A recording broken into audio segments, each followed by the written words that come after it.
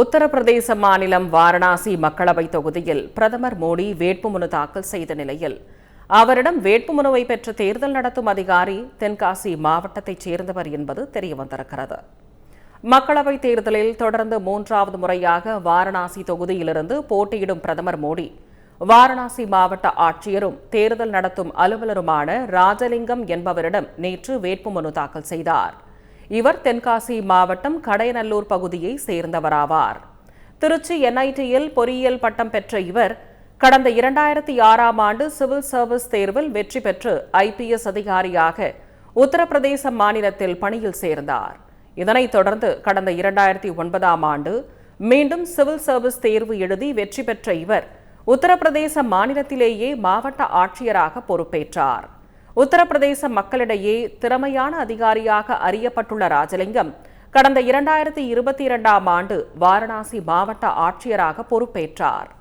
பிரதமர் மோடி ராஜலிங்கத்திடம் வேட்புமனு தாக்கல் செய்த போது எடுக்கப்பட்ட புகைப்படங்கள் சமூக வலைதளங்களில் வைரலாகியுள்ளன.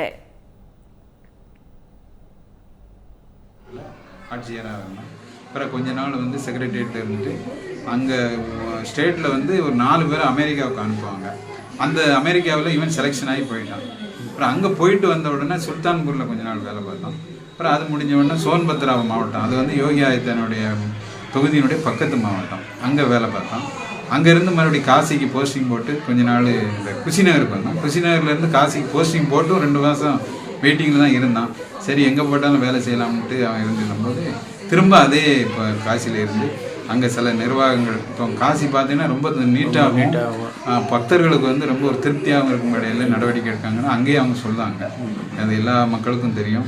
இது கடையனூர் மக்களுக்கும் ஒரு பெருமை, எங்களுக்கு பெற்றோராகிய எங்களுக்கும் ஒரு சந்தோஷம். பூங்கா ரயில் நிலையத்தில் பொறியியல் பணிகள் நடக்க உள்ளதால் சென்னை கடற்கரை தாம்பரம் இடையே மின்சார ரயில் சேவையில் இன்று முதல் மாற்றம் செய்யப்பட்டுள்ளது.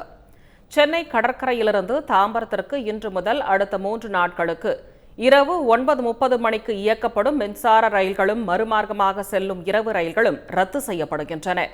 அதேபோல சென்னை கடற்கரையிலிருந்து தாம்பரத்திற்கு மே 16, 17, 18 ஆகிய தேதிகளில் அதிகாலை 4:15 மணிக்கு இயக்கப்படும் ரயில்களும் இதே வழித்தடத்தில் மறுமார்க்கமான இயக்கப்படும் ரயில்களும் ரத்து செய்யப்படுவதாக தெற்கு ரயில்வே அறிவித்துள்ளது.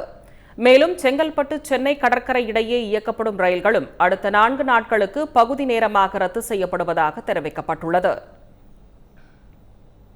ராஜஸ்தான் மாநிலம் ஜுன்ஜுன் மாவட்டத்தில் மின்தூக்கி செயலிழந்து சுரங்கத்திற்குள் 15 பேர் சிக்கிக் கொண்ட நிலையில் ஒருவர் உயிரிழந்தார். ராஜஸ்தான் மாநிலம் ஜுன்ஜுன் மாவட்டத்தில் கோலிகன் பகுதியில் ஹிந்துஸ்தான் காப்பர் நிறுவனத்தின் தாமிர சுரங்கம் செயல்பட்டு வருகிறது. கொல்கத்தாவிலிருந்து வந்த லஞ்ச ஒழிப்புத்துறை அதிகாரிகள், சுரங்க அதிகாரிகள் மற்றும் பத்திரிகையாளர்கள் நேற்று இரவு இச்சுரங்கத்திற்கு சென்றுள்ளனர். அப்போது மின்தூக்கி சரிந்து விழுந்து விபத்துக்குள்ளானதில் 15 பேர் 2000 அடி ஆழத்தில் சுரங்கத்தில் சிக்கிக் கொண்டனர். மாநில பேரிடர் மீட்பு படையினரும் காவல்துறையினரும் இணைந்து மீட்பு பணிகளில் ஈடுபட்டனர். இதில் ஒருவர் உயிரிழந்த நிலையில் 14 பேர் பத்திரமாக மீட்கப்பட்டனர்.